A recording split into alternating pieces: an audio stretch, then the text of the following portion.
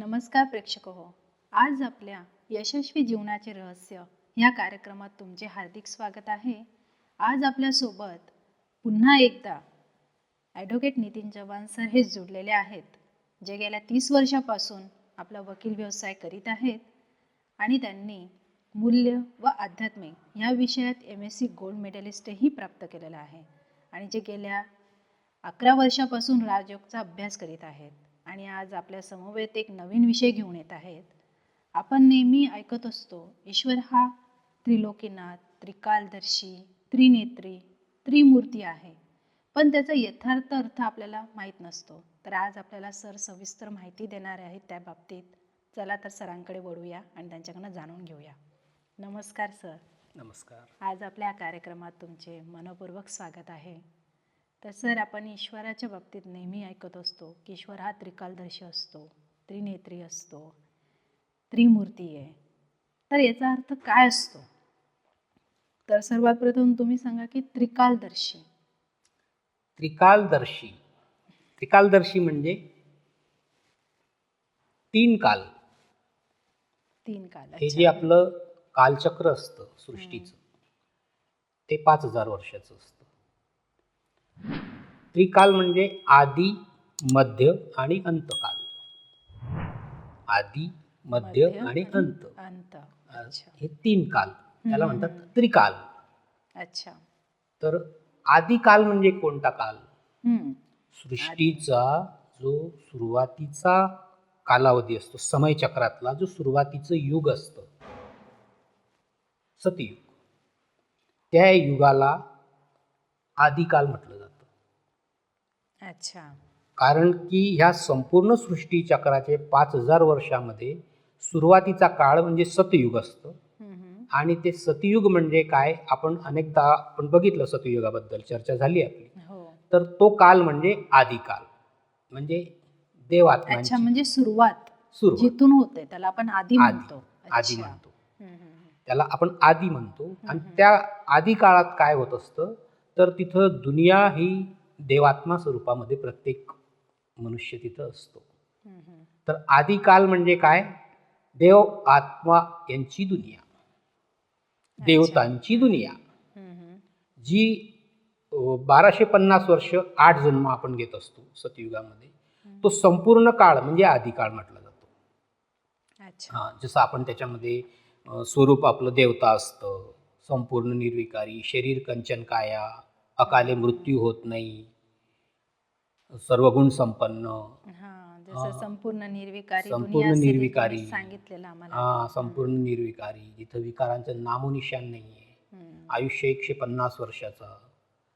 त्यानंतर तिथं 8च जन्म असतो. वंश पण आपला उच्च दर्जाचा, सर्वात उंच वंश म्हणजे सूर्यवंश. बरोबर आहे. तर असा तो जो काळ असतो, त्या काळामध्ये संपूर्ण युगामध्ये देवात्मा ह्या 8 जन्म घेत असतात. आणि तो त्यांचा परमात्म्याने सांगितलेलं आहे की त्यांचा प्रत्येक ॲव्हरेज जन्म हा 150 असतो. ॲव्हरेज म्हणजे 2-4 मायनस प्लस असतो त्याच्यात. तर तो जो काळ असतो त्याला म्हणतात आदी काल. 3 कालांमधला पहिला काल म्हणजे आदिकाल. सृष्टीच्या सुरुवातीचा जो काळ असतो त्याला म्हणतात आदिकाल. 3 त्रिकाल मधला पहिला काल. नाही, जसं तुम्ही आणि आता सांगितलं होतं आम्हाला, सृष्टीचक्र जसं हे 5 वर्षाचं आणि 5000 वर्षाचं, सॉरी, आणि त्यामध्ये 4 युग असतात. बरोबर. सतयुग, त्रेतायुग, द्वापरयुग आणि कलियुग. तर मग तुम्ही म्हणाला सतयुग हे आधी म्हटलं जातं. हो ना. तर जसं त्रेतायुग पण तुम्ही सांगितलं की तोही देवी देवतांचाच युग असतो. तर त्यालाही आधीमध्येच गिनती होते का त्याची? पण त्याची तशी आधीमध्ये गिनती तसं होत नाही त्याची. कारण आधी म्हणजे सतयुगामध्ये जो देवी देवता धर्म आहे त्याच्या नावात पण आदी आहे. आदी सनातन देवी देवता धर्म. बरोबर आहे. त्रेता म्हणजे काय होऊन जातं, 16 कलावरून 14 कला, 2 कला कमी होऊन जातात. अच्छा. तुम्ही बघा, लक्ष्मीनारायणचं चित्र बघा, फोटो बघा, मंदिर बघा, आणि रामसीतेचं मंदिर बघा, कुठे ना कुठे तुम्हाला फरक जाणवेल. बरोबर. यांच्या हातामध्ये राम आणि रामाच्या हातामध्ये धनुष्य आहे. बरोबर आहे. जसं काही युद्ध करण्यासाठी तयार आहे असं. तर तिथं तसं नाहीये. तिथं 100% अतिशय निर्विकारी दुनिया आणि बरोबर आहे. देवता 16 कला संपूर्ण. हम्म. मागे मी बोललो 16 कलाचा अर्थ काय. बरेच जण वाटतात की ते 16 कला असतात. 16 कला नसतात. 16 कला म्हणजे संपूर्ण मनुष्य परफेक्ट, हम्म. प्रत्येक विषयात परफेक्शन, हम्म. आणि ते परफेक्शन 100% म्हणजे 1 रुपया, बंधा रुपया. हम्म. आणि त्याला आजच्या म्हणजे काळात 16ने म्हटलं जायचं. आजपासून 50, 60, 70 वर्षापूर्वी जी दुनिया इथं हा, होती हा, हा, ते बरोबर आहे. 16ने म्हटलं 16 आणे जायचं. असं. 4 आणे, 8 आणे, 12 आणे हम्म. आणि 16 आणे. 4 आणे म्हणजे 25 पैसे म्हणायचं आपण त्याला. हम्म. तसं ते 8 आणे म्हणजे 50 पैसे. ते 12 तर आता बंद झाले आणि बंद आजकालच्या तर झालं. कुणाला मुलांना तर माहीतच नसेल या गोष्टी काय आहेत. माहित नाही त्यांना लोकांना. म्हणजे आमच्या पण अगदी लहानपणात होते म्हणजे ते पैसे तेव्हा यूज पण होत होते. आम्ही वापरलेले आहेत. तुमच्या काळात तर नक्कीच असेल सर. किती म्हणजे खूप लॉंग पिरियड पर्यंत तुम्ही वापरले. हो, आम्ही 2 पैसा होता तो पण मी बघितलेला आहे, वापरलेला आहे. 1 पैसा पण बघितलेला आहे. त्याच्यानंतर 3 पैसे पण होते, 5 पैसे, सर्व आम्ही बघितलेलं आहे. तो काळ म्हणजे आता 50-60 वर्ष, 40-50 वर्ष झाले त्या काळाला. तर हा जो काळ असतो सतयुगाचा, त्या काळाला म्हणतात आदिकाल. 3 कालांमधला तो एक काळ. पहिला आदिकाल. आणि त्या परमात्म्याला आदी मध्ये अंत कालो को जाननेवाला असं म्हटलं जातं. म्हणजे काय, बरोबर आहे. तो आदी पण माहिती आहे त्याला, मध्य पण माहिती आहे त्याला, अंत पण माहिती आहे त्याला. कारण त्याला हे माहीत का असतं, तर तो अजन्म आहे. तो जन्म मरणाच्या चक्रामध्ये येत नाही आणि म्हणून तो पतित कधी होत नाही. एव्हर प्युअर त्याला म्हटलं जातं. बरोबर आहे. म्हणजे तो परमात्म्याला. सगळं जाणी जानन जानी जानन हार आणि करण करावन हार परमात्मा. बरोबर आहे. तर त्या काळाला आदिकाल आदी म्हटलं जातं. अच्छा. तर मध्यमध्ये काय तसं? मध्यमध्ये मग जे त्रेताचा अंत काही आणि द्वापरचा काही भाग, अच्छा. काही कालावधी, या कालावधीला मध्य म्हणतात. अच्छा. थोडासा फरक असतो, थोडं डाऊन झालेली असते सृष्टीवरची जी क्वालिटी असते ती. त्रेताच्या सुरुवातीला 14 कला राहतात. 14 कलानंतर त्रेतामध्ये त्रेता एंड होतो तोपर्यंत तर कला 8च शिल्लक असतात. त्या काळाला म्हणतात मध्यकाल. मध्यकालमध्ये अनेक बऱ्याच घडामोडी घडत असतात. जसं आपण म्हणतोय की कलियुग जाईल आणि सतयुग येईल, त्याच्यासाठी विनाशाची प्रक्रिया आहे. बरोबर आहे. विनाश म्हणण्यापेक्षा मनुष्य विनाशाला फार आज घाबरतात, विनाश शब्दाला. बरोबर. सृष्टी परिवर्तन हा एक त्याला शब्द आहे. हा, सृष्टी परिवर्तन. बरोबर आहे. तर तो जो काळ असतो, जसं आता सृष्टी परिवर्तनाची वेळ आहे, कलियुगाचं रूपांतर सतयुगमध्ये होणार, तर तसं तिथं त्रेता जेव्हा संपतं ना, तर ह्या सृष्टीवर त्यावेळेस खूप मोठ्या घडामोडी घडत असतात. आणि आता जसं कलियुग जाणार, सतयुग येणार, स्वर्णिम दुनिया होऊन जाईल, डायमंड युग येऊन जाईल, सोन्याचे महल बनून जातील वगैरे वगैरे, आपण जे म्हणतोय ते रियालिटी आहे.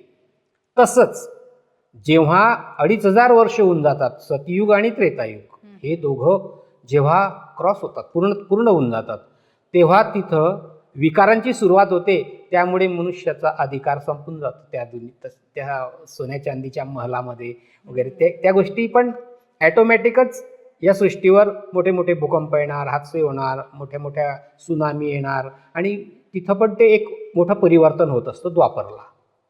आणि ते परिवर्तन काय, तर ते परिवर्तन देवताई दुनियेतून एक साधारण दुनियेला सुरुवात होऊन जाते. आणि हे जे परिवर्तन असतं, कलियुगाचं रूपांतर सतयुगमध्ये होणं, हे खूप महाभयंकर मोठा असतो हा विषय. कारण संपूर्ण परिवर्तन. बरोबर आहे. ते परिवर्तन पण संपूर्ण नाही म्हणतायत त्याला, पण खूप मोठ्या प्रमाणात ते परिवर्तन असतं ते. कारण दुनिया इतकी अतिला गेली, जसं घोर पाप जे म्हणतो, अति अंधियारा खूप खूप प्रमाणात, एवढं अज्ञान आणि अंधकार आहे, कोणी ऐकून घ्यायला तयार नाही. बरोबर. प्रत्येकाला चिंता आहे की माझं कसं होईल, माझं फॅमिलीचं कसं होईल. बरोबर आहे. मला प्रपंच चालवायचा आहे. नाही, आणि आता तर काही लोक अशाच स्तराला गेले की ते फॅमिली पण नाही, फक्त स्वतःचं बघतात. अशी स्थिती झालेली आता लोकांची पण. अनेक तर मी वकिली व्यवसाय करत असताना मी बघितलेलं आहे की मे महिन्यात लग्न झाल्यावर जून महिन्यात कोर्टात येऊन जातात ते. डायव्हर्स वगैरे. परिस्थिती, खूप वाईट परिस्थिती. आणि तो जो काळ असतो, आपण मध्यकालबद्दलची चर्चा करतोय आपण, तर तो काळ म्हणजे त्रेताचा काही भाग आणि द्वापरचा काही भाग. द्वापरचा काही भाग. अच्छा. समजा असं समजलं तरी चालेल, अर्धा त्रेतापासून तर अर्धा द्वापरपर्यंत बरोबर. हा जो पिरियड असतो याला म्हणतात मध्यकाल. हम्म, हम्म, हम्म. मग आपण आधी बघितला हा मध्य, आणि बरोबर. अंतकाल अंत. तिसरा काल म्हणजे अंतकाल. अंतकाल म्हणजे हा काल जो आता सुरू आहे. बरोबर. सृष्टीवर 4 युगांमधून कलियुग हे चौथं युग, आणि त्या चौथ्या युगातला शेवटचा जो काही समय असतो, वेळ असते, समय 200-400-500 वर्ष, त्या काळाला म्हणतात अंतकाल. अंतकाल म्हणजे शेवटचा सृष्टीचक्रातला शेवटचा काही भाग, त्याला आपण म्हणतो अंतकाल. म्हणून परमात्मा हे सगळं का जाणतो? आदि मध्य अंत काल को जानने वाला असं म्हणतात परमात्म्याबद्दल. आदि मध्य अंत को जानने वाला म्हणजे काय?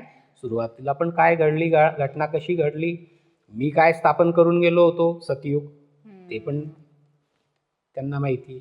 बरोबर आहे. मध्ये काय, कारण जन्ममरणाच्या चक्रात नसल्यामुळे त्यांना त्या सगळ्या गोष्टी परमात्म्याला माहीत असतात, आणि म्हणून तो या सृष्टी चक्रावर येऊन ज्ञान देत असतो. आणि ते ज्ञान तो एकटा का देऊ शकतो या सृष्टी चक्रावर? की तो अजन्म आहे, अभोक्ता आहे, तो जन्म मरणाच्या चक्रामध्ये येत नाही, आणि म्हणून तो ह्या संपूर्ण 5000 वर्षाच्या चक्राला जाणतो. आणि म्हणून त्याला म्हणतात आदि मध्य अंत, तीनों कालों को जानने वाला.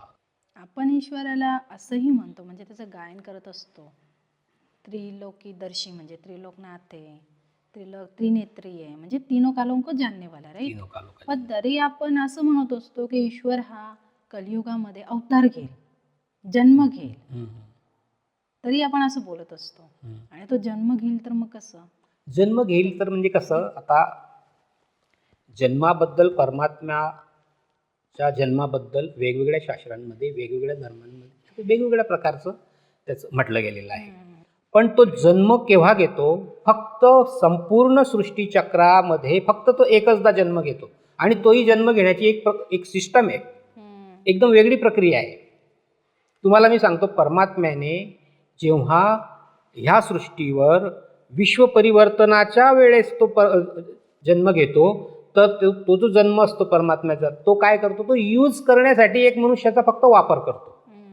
येणार, जे सांगायचंय ते सांगून जाणार, सर्वप्रथम तो परिचय देतो, आणि तो जो काळ असतो तो 100 वर्षाचा कालावधी असतो. त्या 100 वर्षाच्या कालामध्ये तो येतो, आपली जी संतान आहे मनुष्य आत्मा, त्याला तो जे शिकवायचे असेल ते शिकवतो, सगळं सांगतो की मी हे स्थापन करून गेलो होतो, तुम्ही सतयुग त्रेतायुग या 2 युगांमध्ये तुम्ही खूप इथं आनंद भोगला, स्वर्गीय सुख तुम्ही प्राप्त केलं, अतिंद्रिय सुखाचा अनुभव तुम्ही घेतला, आणि नंतर तुम्ही द्वापरपासून विकारात गेले, तुम्ही चुकीचे अवगुण तुमच्या याच्यात समाविष्ट झाले आत्म्यामध्ये, आणि तुम्ही विकारी बनले, तुम्ही तुम्हाला दुःख व्हायला लागलं, आणि त्यामुळे हे दुःख जेव्हा अतिवर जातं तेव्हा माझी वेळ होते इथं येण्याची, तेव्हा मी एका साधारण मनुष्य तनामध्येही प्रवेश करतो, आणि सृष्टीचं आदि मध्य आणि अंतकालचं मी संपूर्ण ज्ञान तुम्हाला सांगतो, समजवतो.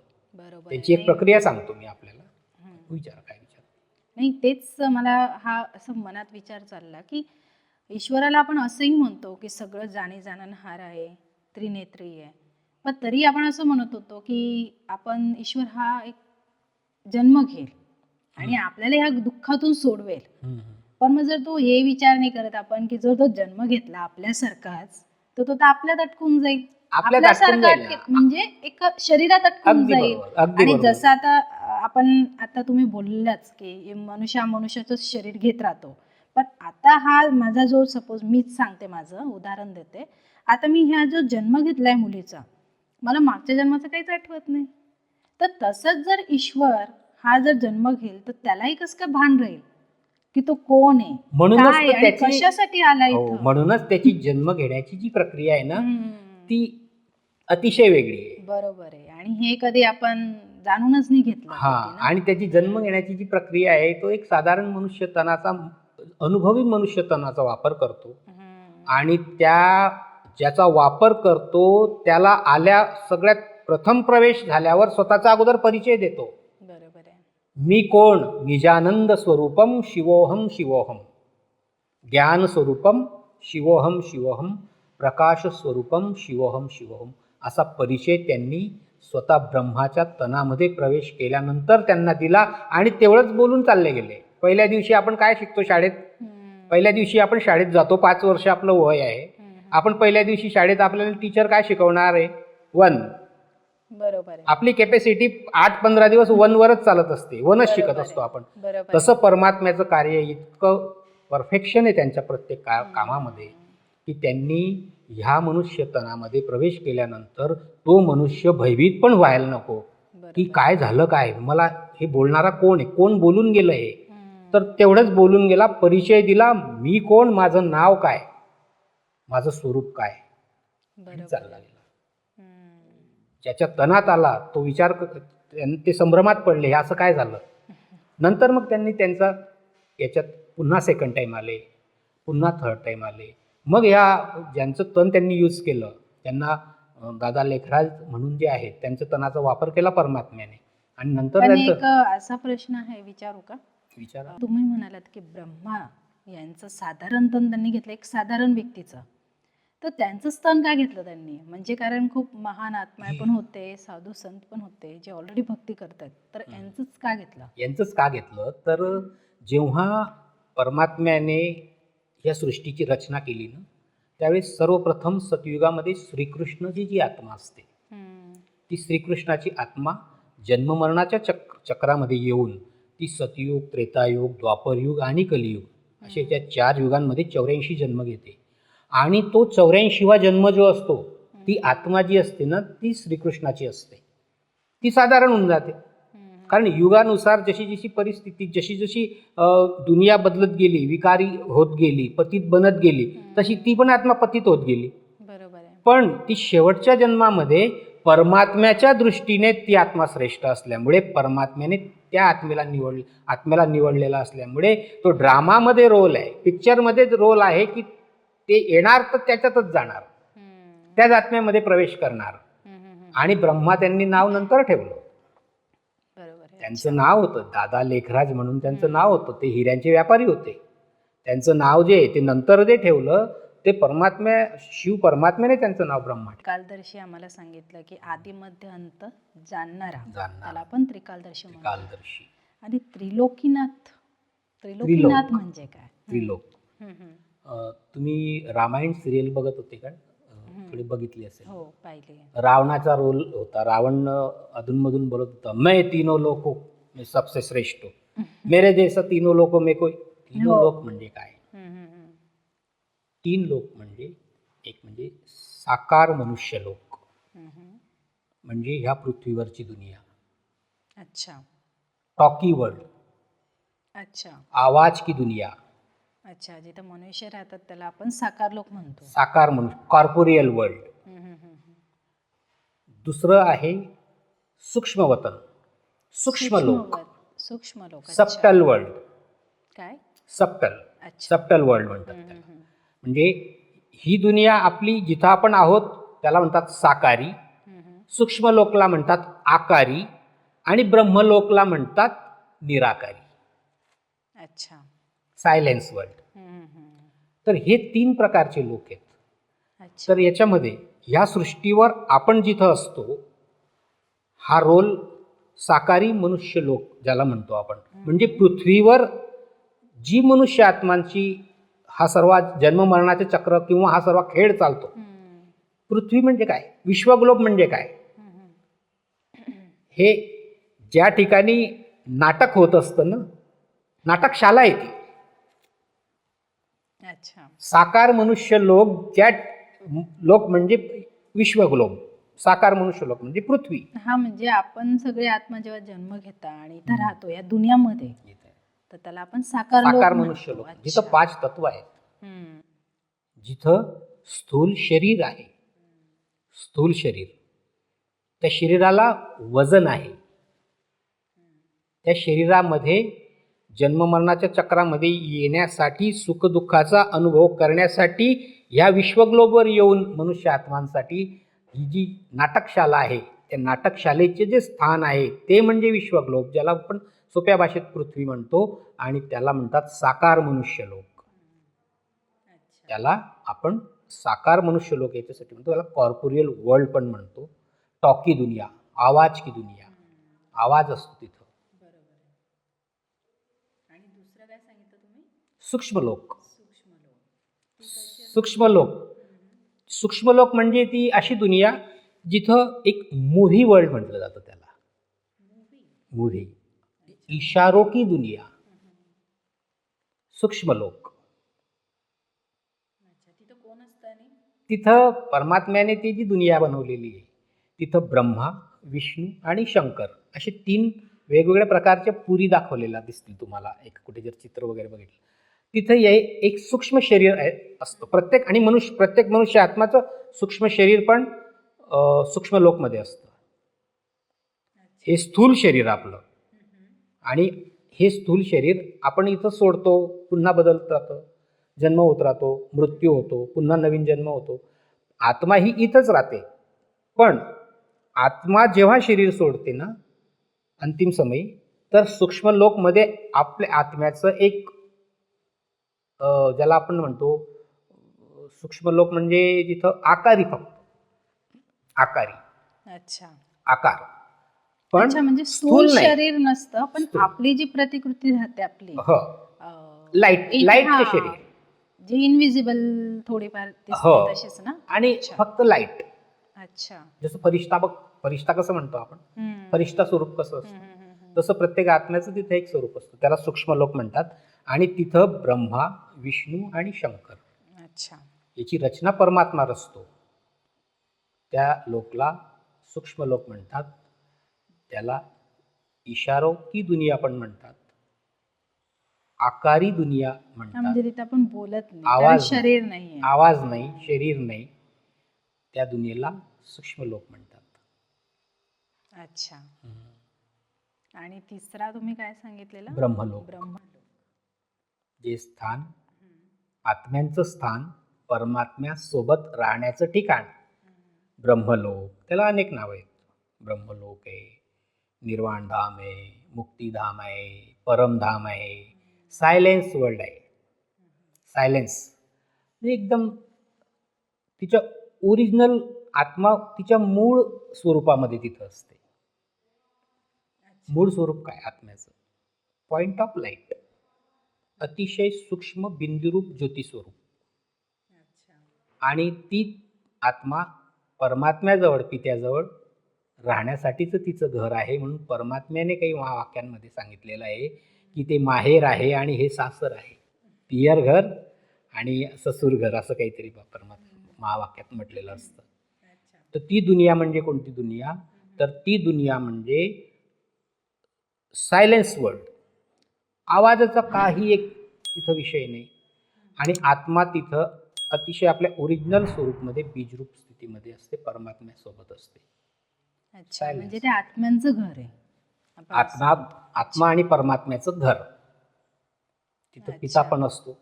जसं आपण म्हणतो पण ना की ईश्वर हा ब्रह्मांडाच्या अगदी पार, एकदम उंच, तिकडे राहत असतो. बरोबर, त्याला 7वा आसमान म्हणतात काही. बरोबर आहे. 7वा आसमान म्हणतात. तेच आहे ब्रह्मलोक म्हणजे. ब्रह्मलोक म्हणजे तेच. तुम्ही म्हणालात सायलेन्स वर्ल्ड, मुक्तिधाम, म्हणजे अगदी शांत. निर्वाणधाम पण म्हणतात त्याला. अजून निर्वाणधाम पण त्याला एक नाव आहे त्या दुनियेला. तर आत्मा ही तिथं राहते परमात्म्यासोबत. आत्मा तिथं राहते. ती जन्म मरणाच्या चक्रामध्ये जेव्हा येते तेव्हा ती तिथून निघणार, तिची जर्नी स्टार्ट होणार आणि ती साकार मनुष्य लोकवर येणार. आणि मग इकडे ती येणार, तर ती आली तर मग तिला जायचं शेवटीच मग विनाशाच्या वेळेस, म्हणजे सृष्टी परिवर्तनाची जी वेळ राहील. अच्छा. कलियुगानंतर परमात्म्याने 100 वर्षासाठी जे नाव दिलेलं आहे त्या युगाला पुरुषोत्तम संगम युग म्हटलेलं आहे. आणि नंतर मग अंतिम समय सगळ्यांना तो परमात्मा म्हणतो, मी सगळ्यांना मैं सबको लेने आया हूँ, तो घेऊन जातो. आणि हे इथलं खाली होतं, तिथलं भरतं. आणि तिथं जेव्हा भरलेलं असतं तेव्हा इथं एकदम कमी हे खाली असतं. म्हणजे सुरुवात कमी पासून होते, मग हळूहळू अति वृद्धीला जातं, म्हणजे कलियुगापर्यंत. अच्छा. आणि जे आता आपण पाहतोच आहे की किती अति लोकसंख्या आहे. 800 कोटीपेक्षा जास्त झालेली आहे मनुष्य आत्मांची संख्या. आणि त्या गोष्टीवरून ही एक गोष्ट सिद्ध होते की मनुष्य आत्मा इथं संख्या वाढते म्हणजे परमधाममधून ते येतात ते. बरोबर आहे. म्हणजे त्रिलोकीनाथ म्हणजे तीन लोकांचं जाणी जाणनहार, जसं तुम्ही साकार लोक सांगितलं, साकार सूक्ष्म लोक आणि सूक्ष्म एक लोक, ब्रह्मलोक. ब्रह्मलोक. अच्छा. साकार साकार लोक हे टॉकी टॉकी, मूव्ही आणि सायलेन्स. अच्छा. तर आज आपण त्रिकालदर्शी आणि त्रिलोकीनाथ हे जाणून घेतलंय आणि तुम्ही त्याचं छान खूप सुंदरच स्पष्टीकरण दिलेलं आहे. तर त्या बाबतीत आणि तुम्ही आम्हाला तुमचा अगदीच अमूल्य टाईम आम्हाला दिला त्याबद्दल तुमचे खूप खूप आभार आहे सर. आपण असंच पुन्हा एकदा नवीन एपिसोड मध्ये भेटू. आज आपल्याला सरांनी त्रिकालदर्शी आणि त्रिलोकीनाथ काय असतं याची आपल्याला सविस्तर माहिती दिलेली आहे आणि पुढच्या भागामध्ये आपण सरांकडून त्रिनेत्री त्रिमूर्ती काय असतं हे जाणून घेऊया. तर आपण नेक्स्ट एपिसोडमध्ये भेटूया. तोपर्यंत नमस्कार.